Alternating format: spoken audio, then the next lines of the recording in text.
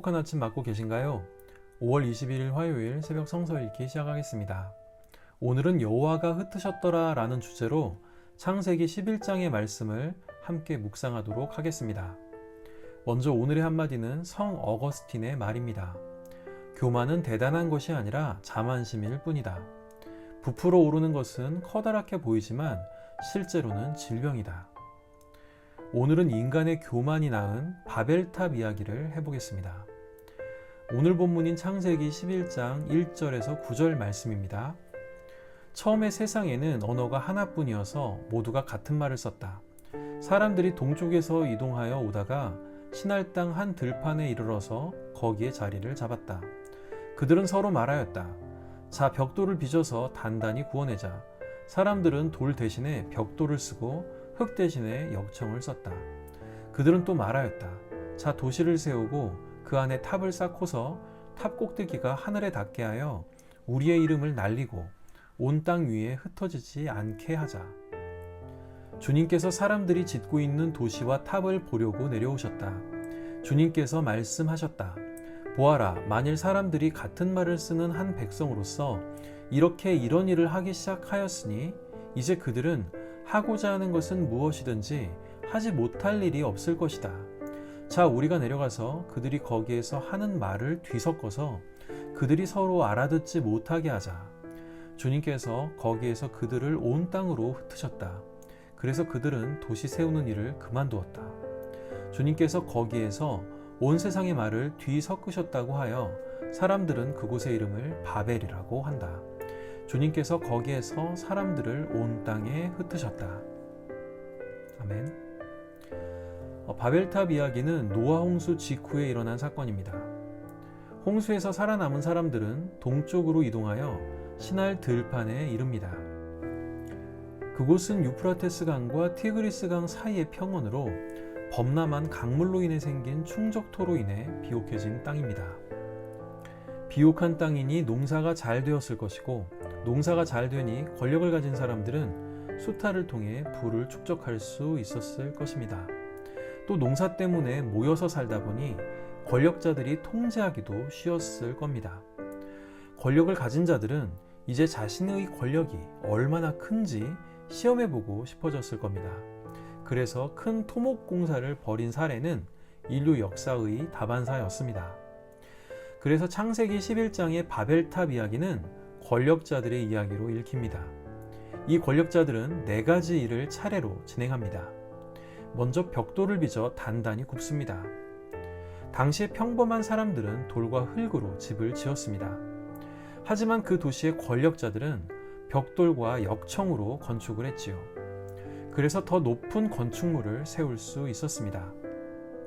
그런데 그 벽돌은 누가 굽나요?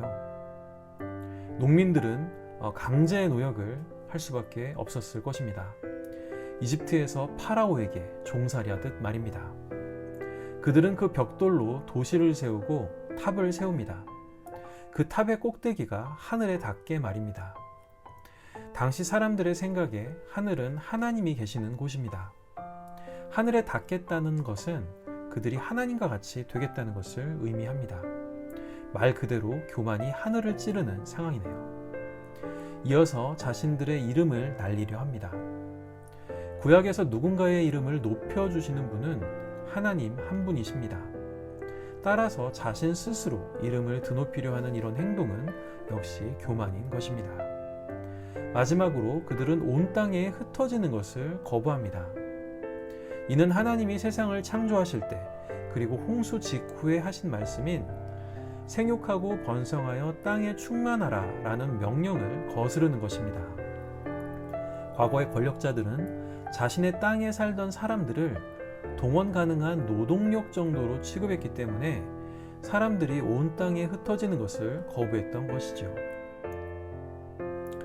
그러면 하나님은 바벨탑을 건축하려 했던 권력자들을 어떻게 심판하셨을까요? 우선 5절을 보면 하나님은 사람들이 짓고 있는 도시와 탑을 보려고 하늘에서 친히 내려오셨다고 합니다.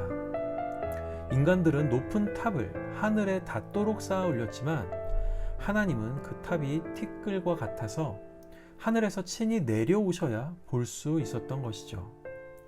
인간의 권력욕과 교만이 얼마나 부질없는 것인지 보여주는 대목이라 할 수 있겠습니다. 6절에서 8절입니다. 하나님은 그들이 같은 말을 쓰므로 이런 일을 시작했으니 말을 뒤섞어서 서로 통하지 않게 하셨다고 합니다. 이제 의사소통이 불가능해졌기 때문에 인간들은 도시 건설을 더 이상 진행할 수 없었습니다. 그래서 그들은 온 땅으로 흩어졌고 도시 세우는 일을 그만두었다고 이야기하고 있습니다. 하나님은 성을 파괴하거나 인간들을 멸망시키지 않고 그러한 행동이 일어난 원인을 찾아 없애신 것이죠. 9절은 바벨탑 이야기의 결론입니다. 바벨은 혼란을 의미하는 히브리어 바렐과 유사합니다. 그래서 하나님이 말을 바렐하게 해서, 즉 말을 혼란케 해서 사람들이 그 땅을 바벨이라고 불렀다는 언어의 유의로 9절은 마무리됩니다. 이렇게 해서 인간은 결국 온 땅으로 흩어지게 되지요. 그러면 창세기 11장은 오늘날 우리에게 어떤 교훈을 주고 있을까요? 우선 인간의 교만은 결국 무너지고 만다는 것을 떠올릴 수 있겠습니다. 또 다른 교훈으로는 단일 언어는 압제의 산물이라는 것입니다. 해방신학자인 구티에레즈는 단일 언어는 제국이 강요한 결과라고 봐야 한다라고 이야기합니다. 그는 바벨탑 사건을 가난한 이들의 탄식을 몰아내고 건축가들의 목표에 반대 입장인 자들을 모두 침묵시킨 결과라고 진단합니다. 이러한 단일 언어는 결국 하나님께서 흩으신다는 것을 우리는 알아야 할 것입니다. 하지만 여전히 단일 언어의 강요는 곳곳에서 일어나고 있습니다. 특히 방통위, 방심위를 통해 언론을 통제하는 현 정부는 바벨탑 사건의 교훈을 되새겨야 할 것입니다. 또 한 목소리를 강요하는 교회 역시 이 교훈을 되새겨야 할 것입니다. 함께 기도하겠습니다. 하나님, 신할 평지에서 언어를 흩으시고 높은 탑을 무너뜨리셨듯 우리 인간들의 교만으로 세워진 모든 바벨탑들을 무너뜨려 주옵소서. 예수님의 이름으로 기도드립니다. 아멘. 오늘의 찬양은 이세은의 바벨탑 흩으시다입니다. 새벽 성서 읽기는 기장 총회 교육국이 만드는 말씀과 삶을 교재로 합니다. 많은 관심 부탁드립니다. 감사합니다.